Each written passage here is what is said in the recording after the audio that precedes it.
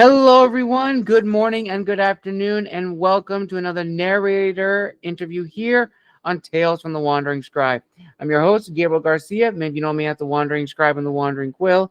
And joining us today is a narrator making their official debut here on the channel. Now, my guest today has been on her journey to become an audiobook narrator for about a year. And over the past year, she's gained a great deal of knowledge and looks forward to acquiring more experience in the profession and industry. As an avid reader throughout her life, she hopes her passion for reading and storytelling will allow her to bring stories to life and also grow as an individual. So without further ado, let's give a huge round of applause to our guest today, upcoming narrator, Aneira Lore. Aneira, welcome to the channel. Thank you, Gabriel. I'm excited to be here. Awesome, Aneira. I am so excited to have you here and also talk to you about your journey into the world of narration. So before we begin, is there anything you would like to talk about yourself? Maybe a little fun fact that maybe not a lot of people may know about you. Not too much. I'm a stay-at-home mom. I homeschool my oldest, and I have twins. So my day-to-day life is very busy and very chaotic. So other than that, I'm just, working on myself as a narrator and getting into the industry. Awesome. So let's actually start with that. So from your bio, you've been working on this for a very, very long time, for about a year, really getting everything ready to, not want to say jumpstart, but definitely promote yourself and really show off your range and your talent in the narration world. What put you down that path? What was your aha moment? I've always loved reading, and I've always been interested in voice acting itself since I was young. I've been fascinated by cartoons. As a cartoon lover, I've always loved listening to the different voices and fascinated by how anyone could take their voice and portray different emotions and characteristics. So that fascinated me when I was younger. And I think just the combination of those two being produced into audiobooks, which have made a huge rise in the past couple of years, have really given my interest a huge peak. And so I just decided to try my hand at it and go for it. Nice. Now, are there any specific books that you want to focus on in your career as a narrator? I know a lot of narrators that I've had on the show really specify that they either work in either romance, fantasy, sci-fi. Do you have your preferences that you would like to share with the viewers? I think we lost connection for a bit. I can hear you. Can you hear me? Yes, Sorry. there was a little glitch in the beginning. I'll just restart. Um, the fantasy romance genre is definitely the genre that I'm trying to break into, as that's my preferred genre of reading personally. Nice, very, very nice. Now, let's actually talk a little bit more about, as you mentioned before, reading has been very, very important to you, as well as the cartoons that you've imagined or you've watched growing up have really instilled a sense into you. Mm-hmm. So, how should I say this? So, when you began this journey of yours, what really surprised you about the narration world? What really made you do like a double check, so to speak?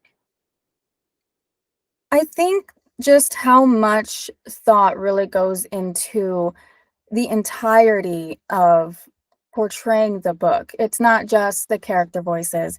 It's not just the reading. There's so much depth between each book, the different tones, the different shifts within, from one chapter to another, the emotions, the character development. Just portraying all of that was really eye-opening. And there's a big learning curve to it, but I definitely think I'm capable of doing it, and I'm excited to learn more about it and to dive in even deeper into that aspect of it. Nice. And there's going to be a few fan questions being throughout Aniera that I'm really eager to hear your thoughts on. And as a little icebreaker fan question, what was probably the best piece of research advice that you discovered that's really helped you on your journey of being a narrator? The narrator's roadmap has been very helpful. I think that is the biggest resource that narrators have. Other than that, it's mainly actually been following a lot of narrators on their socials, listening to audiobooks themselves and getting ideas and, um, just following along with kind of how they interpret stories and following along with that. And some YouTube videos, Mhm. just any resource that I can get. Absolutely, absolutely. Now, do you also have almost like a ritual or routine that you've sort of mapped out for yourself as a narrator? And the reason why I ask this is that I've had a lot of narrators on the show, a lot of whom, or some of whom, who are also parents, and they've talked about how for them, whenever they work, they are night owls because that is the only time they can do recordings and not be interrupted by friends and family. Is that kind of almost the same for you, or is it a little bit different? Mine is a little bit different. I do it during the day, and it's during my twins' nap time. So, Ah, so I really have to plan out specifically, a very specific time frame for my recording. And I go in with, my vocal warm-ups. I look at the scripts that I'm reading the night before or even the week before, and I'm making notes on that, and just rereading it as much as I can before I go into it, just so when I'm recording, I'm maximizing the efficiency of my narration, so I'm not second guessing too much while I'm doing the narration, so I can get the most out of my time. nice. All right. Okay. And on the topic of scripts, what were some of the first that you began experimenting with to try to find, you know, your tone of voice, so to speak, your range that you could experiment and practice? Because as you mentioned before, you do vocal warm-ups as well. I started out just practicing on books that I'm reading during my personal time, just, reading aloud to myself, recording myself reading Ah, those books, and then just going back and listening, critiquing myself, and just kind of going from there. And then when I started working with current indie authors that I'm working with, I got a little bit more variety in that as well, as far as like characters and shifting tones and whatnot. nice. Very, very nice.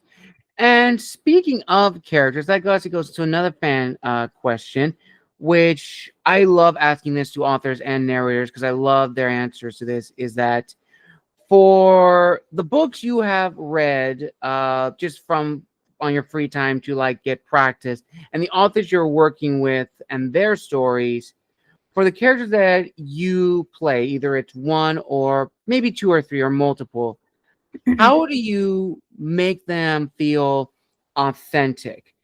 Because I definitely think from an author's point of view, writing them is a challenge to make them feel that they exist in the world they're written into. But when you put a voice to a name, that's another challenge as well. That you want that person to sound as they would sound, that it makes sense for them to have that certain voice. Hmm. So going in, a lot of it is looking at the character themselves, their background, where they've come from, what they've gone through, what they're currently going through, um, the situations that they're in, and really just honestly setting yourself in that position.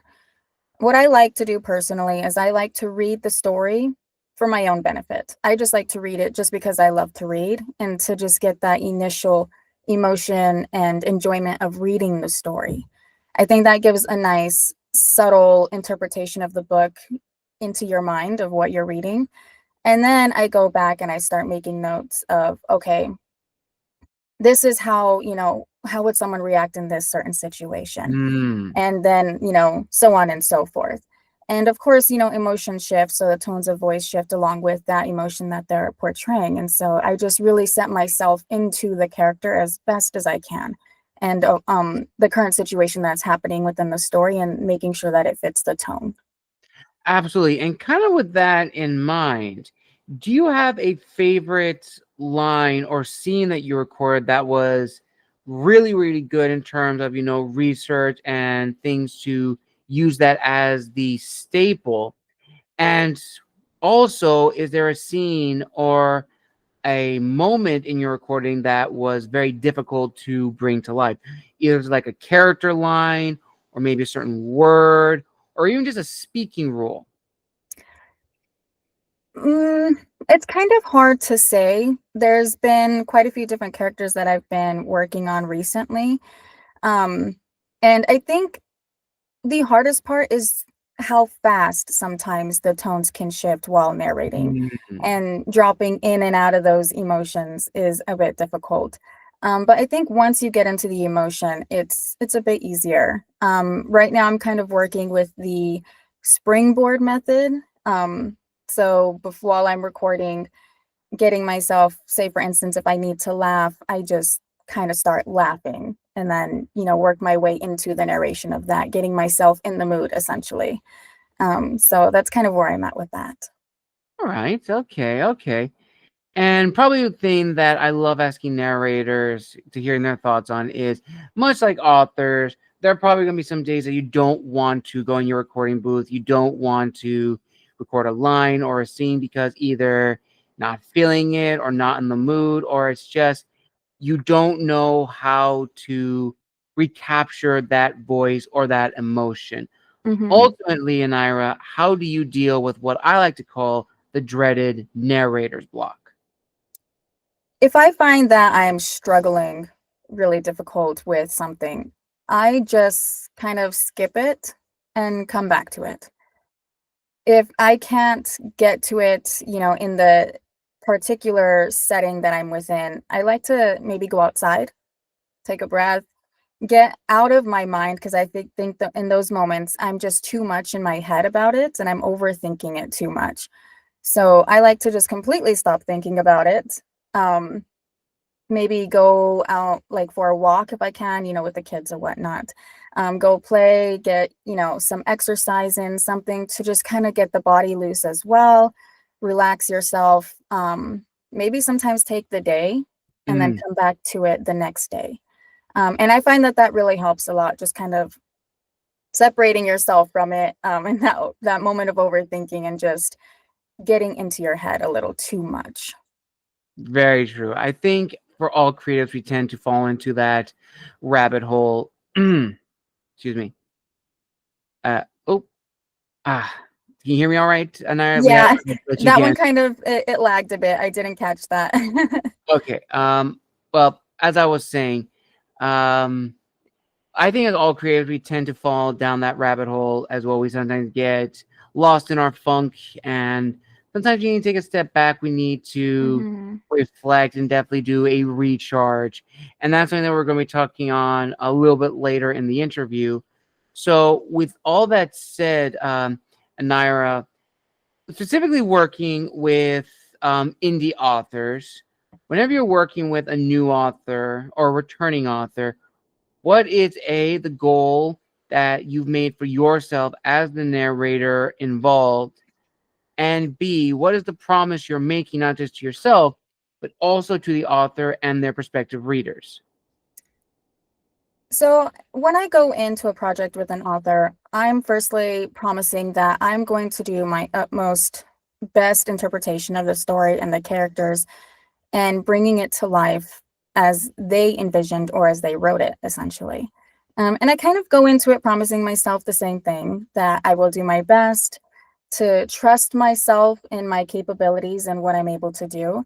And again, just do it to the best of my abilities. Mm, that's very true. That is very, very true. And one of my viewers asked if you can give a little teaser or a sample of either a line that you've worked on or a character that you've been experimenting with in terms of voice and sort of personality. The voices that I've been working on the most is pretty much any male voice. That one has been a little bit difficult for me. And I'm trying to think of a line that I've recently done for a male character, which I can't really think of any that come to mind, especially with the projects that I'm working on. It's been different each week, so I can't really think of one off the top of my head. Okay, no problem, no problem. How about this? What about the line from okay, probably from the tagline from the Gladiator movies, "Strength and Honor." That's probably the most iconic line in that movie. Okay, let me see if I can get into my male voice here. I haven't warmed up, so if it's a little squeaky, excuse me.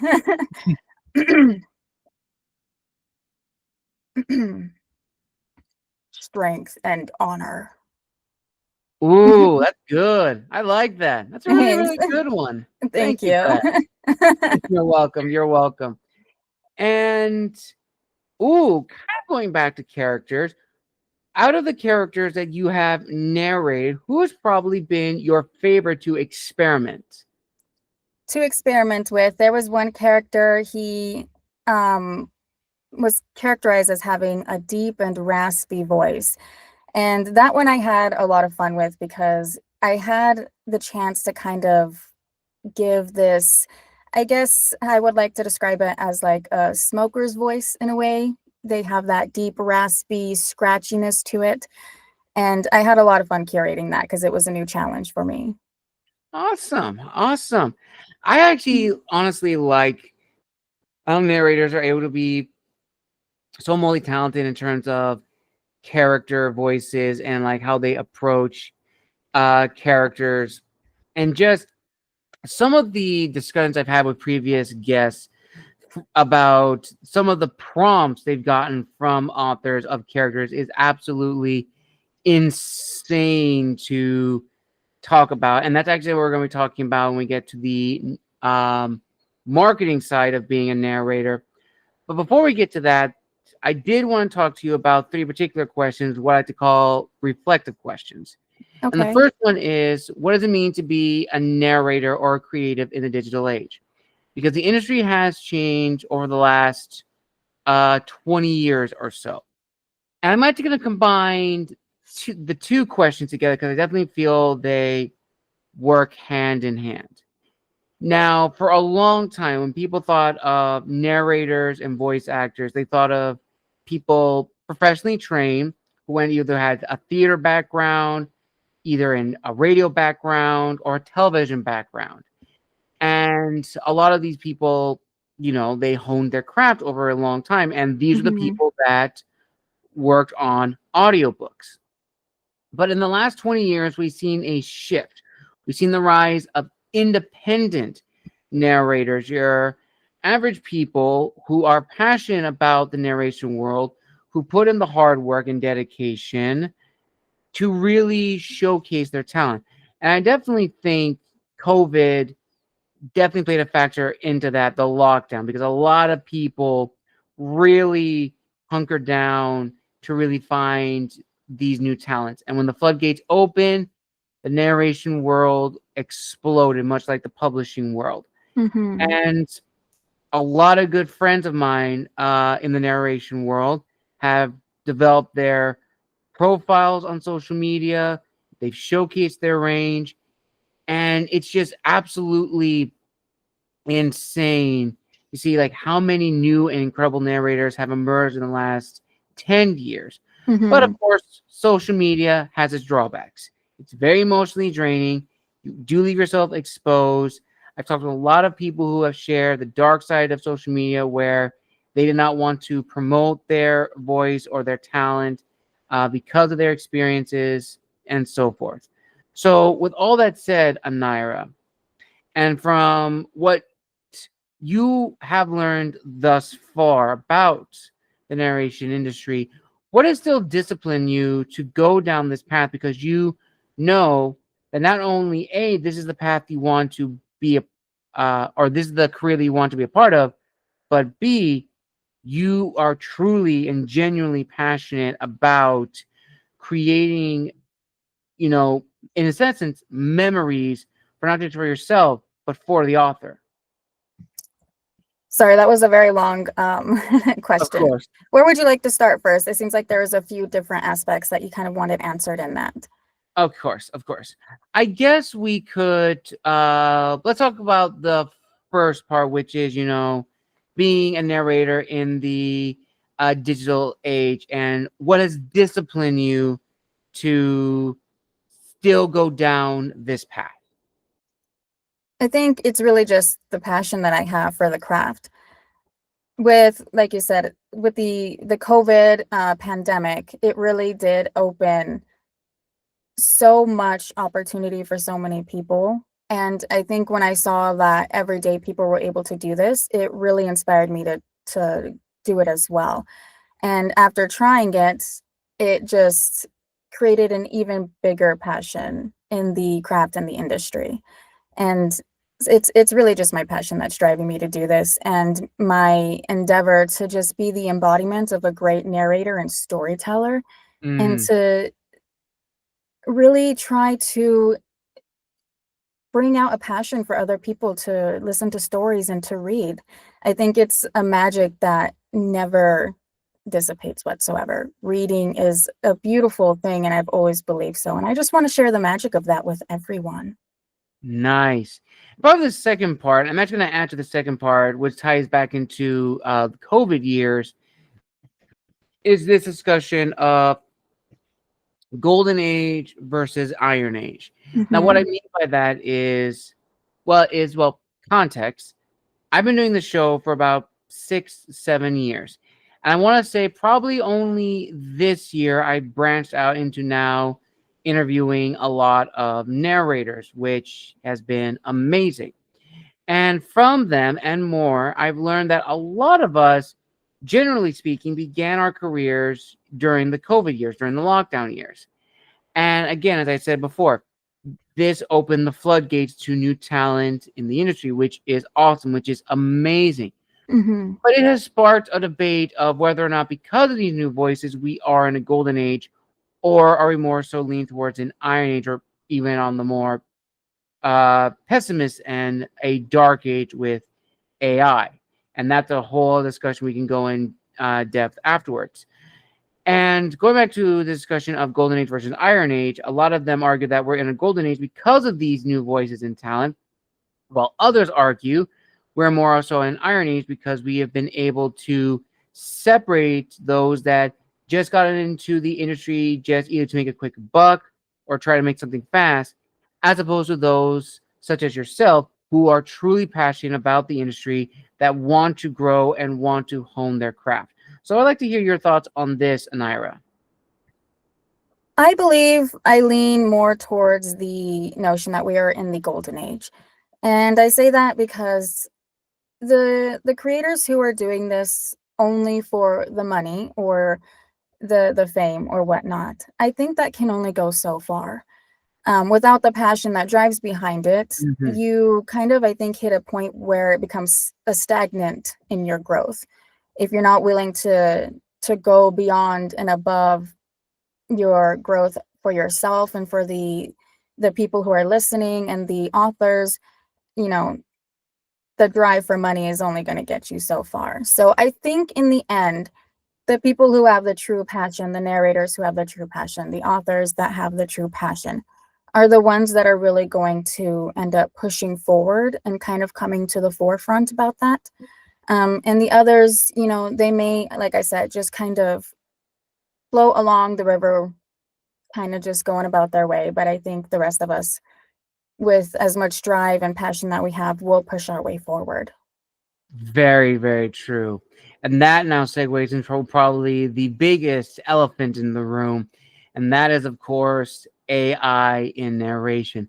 I cannot tell you how many narrator friends of mine and a lot of author friends of mine have to say about AI in the industry.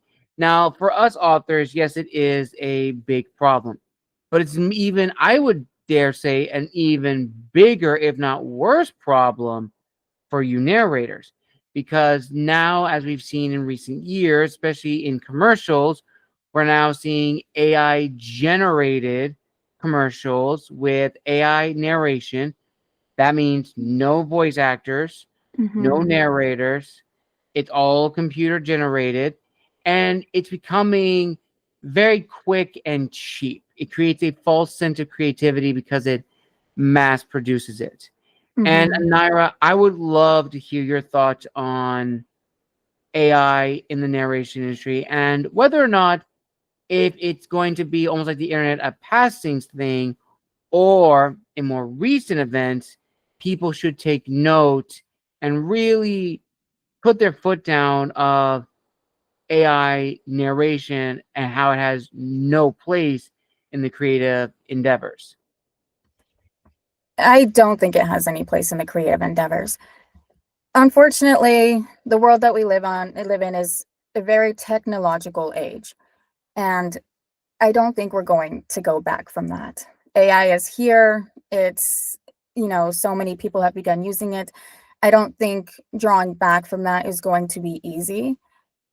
However, I think AI itself should be used as a tool, but Yes. not an instrument. I believe it has its place in the world, but within the creative industry, the artistic industry, the artisans of the world, I do not believe it has any place in that. It is just blatantly plagiarizing so many creatives' work. And within the narration side of things, people who are doing audiobooks or the authors who are reaching out, they are beginning to see that it does not hold up to an authentic human narration, the voice, the emotion that we can portray. Mhm. Within that side, I think we are kind of coming out on top.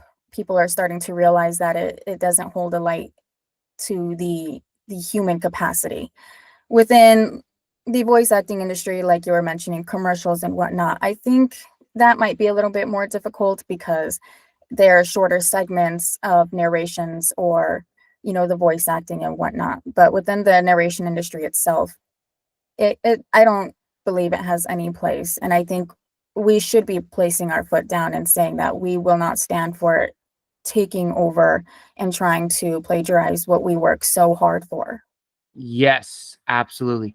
And this is actually a fan question that actually came about recently that one of my guests wanted to ask, and that is, Aniera, will you be a part of the Human Voices Take Back movement this November?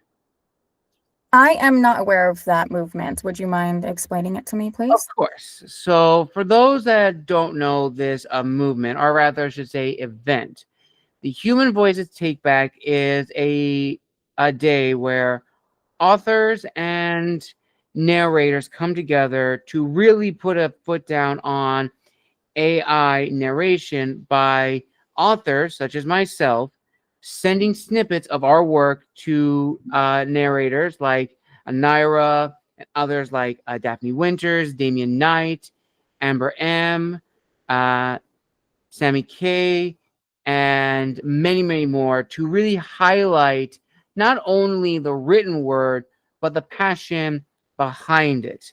So that is I probably movement's not the best word, but probably like event probably would have been a better one. I'd be very interested in learning more about it and seeing if I have the time to join. Absolutely. I'd love to be a part of that. That sounds like a great idea for, authors and narrators to come together and really support each other and really put our voices out into the world saying that we are not going to stand for this. I love that. I would love to be a part of that. Nice, very nice. I'll definitely after the interview, I'll definitely get you in touch with other colleagues of mine of the narration world who are going to be a part of it. I believe the actual day that it's happening is I think the 21st, but I'll Okay. definitely have to double check. But going back to the interview and kind of tying into almost like the marketing side now, this now goes into the segment of the business side of being a narrator, which as a good little icebreaker question, Aniera, when you began your journey and began promoting yourself, what really surprised you about the business side of being a narrator? And looking back, is there anything you would have done differently? I started through ACX. Um, I went into it with no knowledge whatsoever. It was a huge learning curve, and it still is a bit of a learning curve, learning to kind of decipher, as far as, per finished hour rates go or royalty share rates go, kind of where you stand in that spectrum of skill level and whatnot. And so I'm still kind of growing in that aspect and figuring out kind of where I sit in that. Nice. Okay. And I just had the other fan question in my head. It will come back to me. But from that point, I remembered it. And I think it's a very important question to ask, especially about the business side. And that is, in your research, Aneira, what are some of the biggest stereotypes that other narrators have discussed that seem to be plaguing the narration industry and the voice acting industry? What I've seen through my own personal research is the, I don't really want to call it a stigma, but just sort of the expectation that you need to go into this with a voice acting background of some sort or an acting background of some sort. I'm coming into this with no acting history, voice acting history whatsoever. And I found other narrators that I followed who've, come out as being teachers, and Mm-hmm. they're huge, widely known narrators now, different backgrounds. And I think the expectation that you need to go into this with a very set background of that voice acting expectation is kind of a little bit of an over expectation. As I was saying before, if you have the passion and the drive, you can learn to do that. And if you have the resources to go out and get those voice acting classes and whatnot, that's wonderful. But for those of us who don't, just do what you can, listen to other narrators, put yourself into it the best you can. You can do it. And I think that's just the biggest kind of fallback that I've seen the most in this journey. Very true. And this is a question that I didn't get a chance to ask this in a previous narrator interview, but I would love to hear your thoughts on it. And is this discussion of what, in your opinion, from your research, is the difference between a narrator and a voice actor? Because one of my guests who asked me this said they definitely delve into the same world of bringing characters. Sorry, narration. With voice acting itself, though, I think there is a lot more explosiveness and loudness to it than when we're doing narration. I think there's a bit of a subtlety to narration. You have to kind of shift between the narrator's voice within the book itself and the character voices to bring those out. So the emotional betrayal between the actual text of the book and the dialogue kind of has a bit of a tonal shift. And like I said, I think it's just a bit of a fine line in that aspect. Hmm, all right. And definitely on terms of the marketing side, almost like authors, narrators have to figure out, okay, if I'm narrating this book, I have to do research of, what people are expecting from certain types of characters and how they're supposed to sound and who exactly am I narrating for? Am I narrating for the hardcore audience or the casual reader? And ultimately, finding your voice, which I think is probably the most challenging thing for any creative person. And what I may mean by that, viewers and listeners, it is the balance of our individuality as the person, but also realizing if we're going into, let's say, writing a romance fantasy book or narrating in a romance fantasy world, there are expectations that readers expect. And it's this equilibrium that we have to balance out. So for you, Aneira, how have you been able to find your voice as a narrator, balancing your individuality, but also being aware, acutely aware of the expectations readers may have for a certain genre of books? Ultimately, I go into it with the mindset that as a narrator and as a creative voice, I cannot go into it with the expectation of satisfying everyone. And so I go into it trusting the author. The author already has a projected audience in mind. So the tones and the style is kind of already set there for me, I believe. And that's when it comes to me to interpret the tone of the story properly. And of Mm, course, different genres do have different tones, but as I said, that kind of comes with trusting the author. And I think if I trust the author and also trust myself to interpret that properly and just kind of give my own natural fluctuation to the story itself, with my own inflections and whatnot and how I'm interpreting it in my style, it'll find the audience that it's meant to find.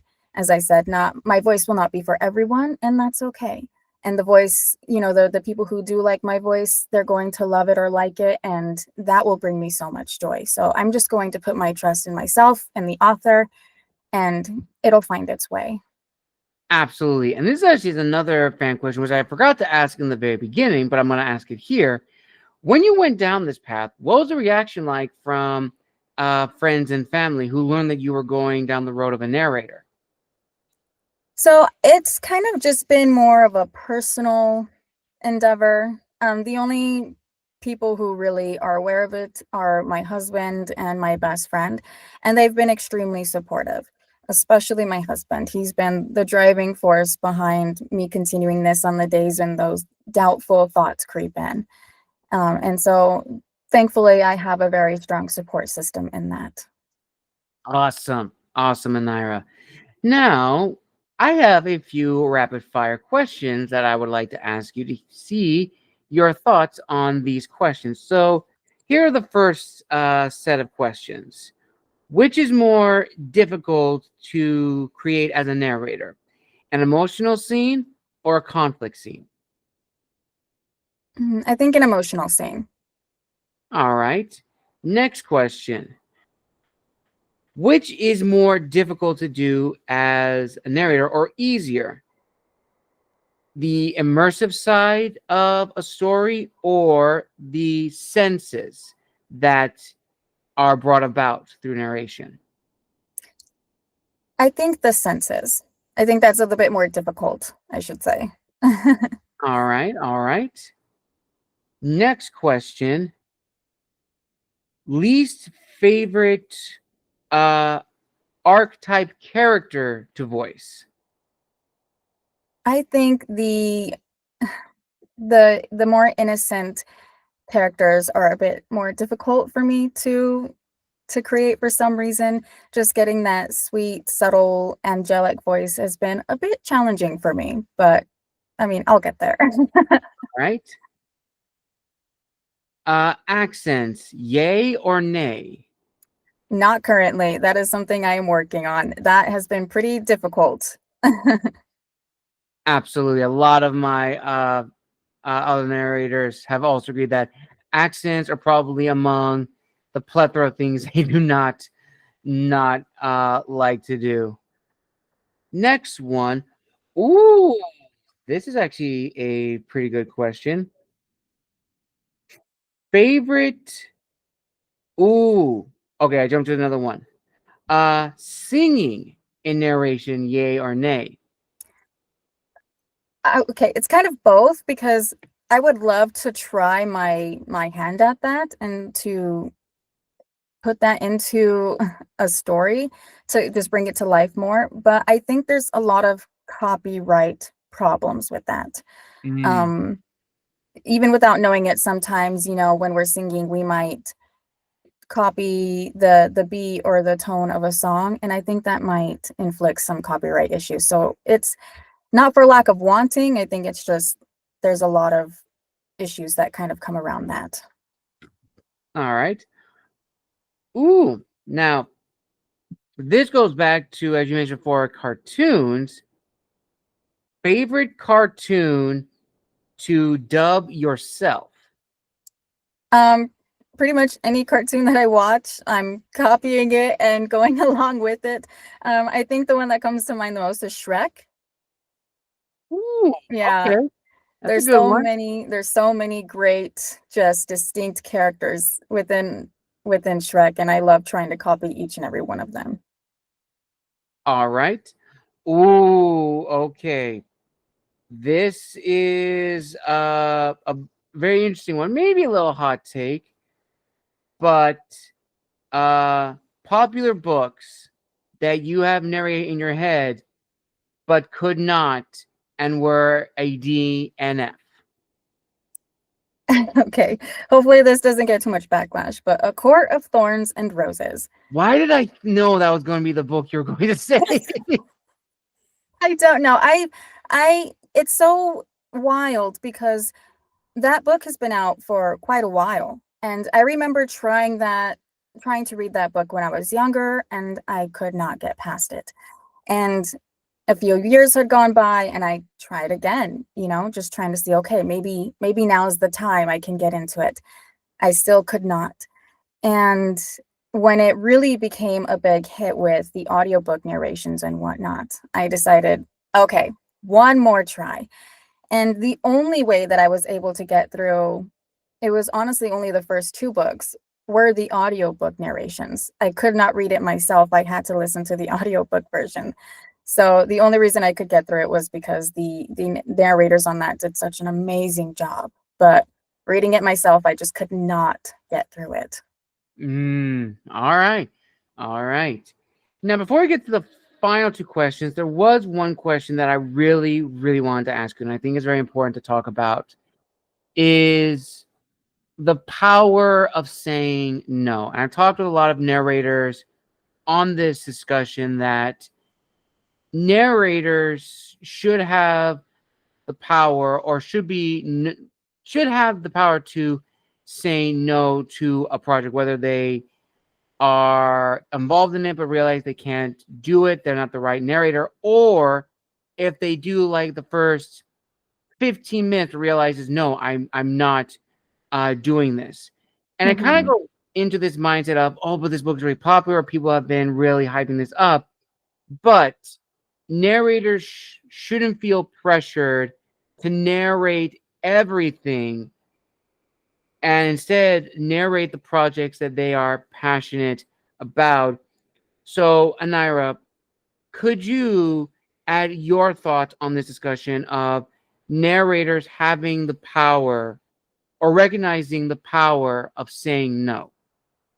Absolutely. I think it is definitely something that narrators should do more often. And I do think that when we go into a project, initially we think, oh, this is going to be great. I can get behind this. The first 15 minutes isn't always enough to give you an idea of what you're really getting into with these books that are, excessively long, or these series that continue on for such a long time. And absolutely, we should have the power to say no. And I think that is kind of the power of recognizing your capabilities, or, again, your passion that's driving behind it. If it's not falling within the genres that you personally like to narrate, or there's some scenes or moral messages that you don't agree with, you should absolutely say no.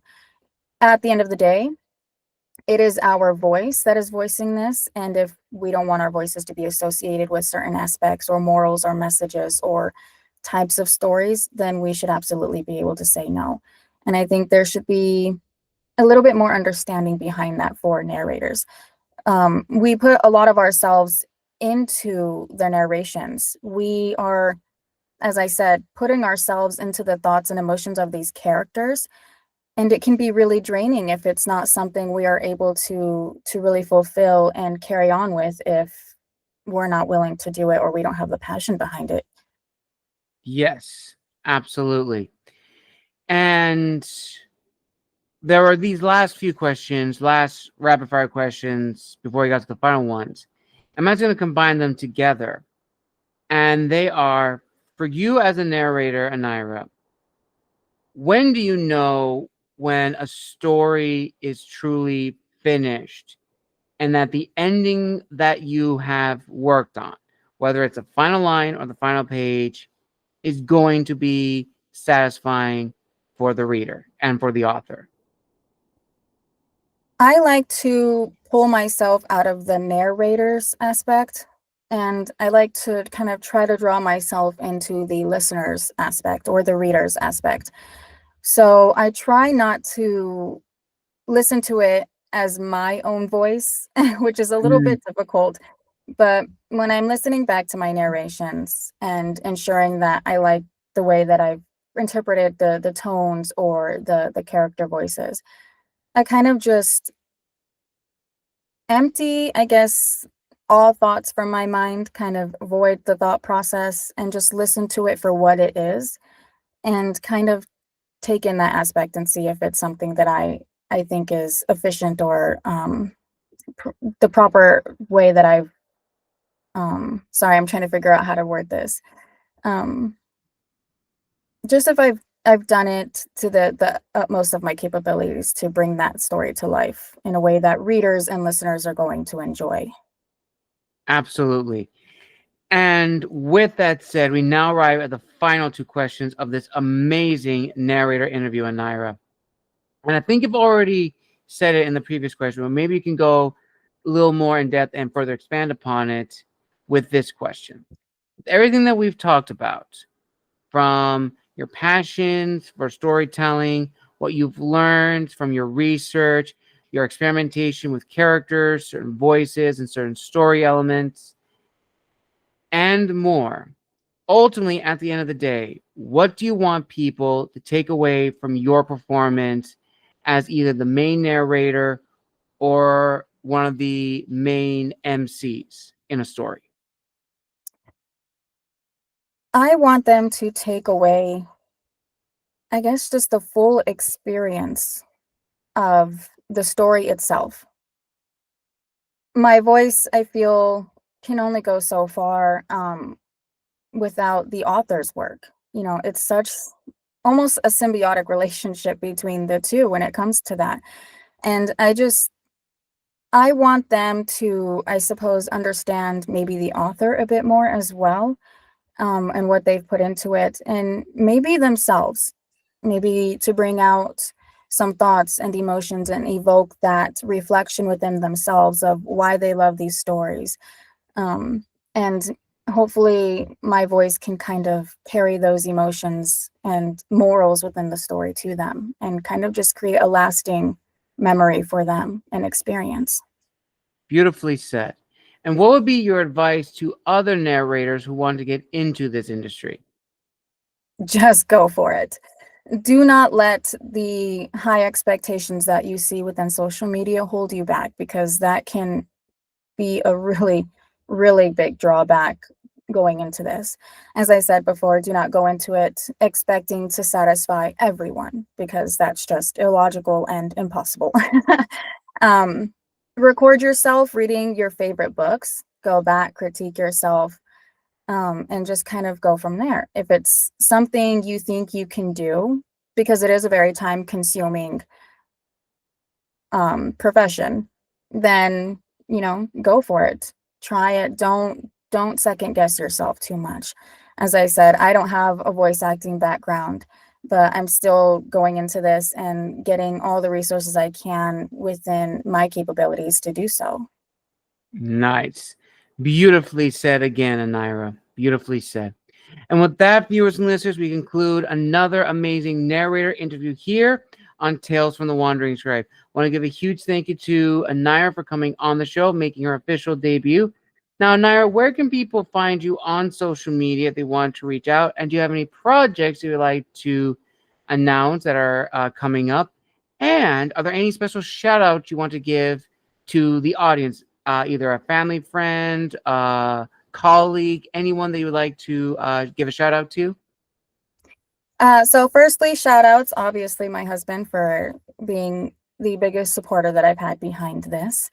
The authors, the indie authors that I've been working with recently who have trusted me to narrate their work, because I know as an author, you guys put so much of yourselves into your stories, and there's a bit of a vulnerability in that. And so thank you to the authors who have trusted me to bring bits and pieces of your stories to life. You can find me on Instagram under arcane_anthology. TikTok as well is under Aneira Lore.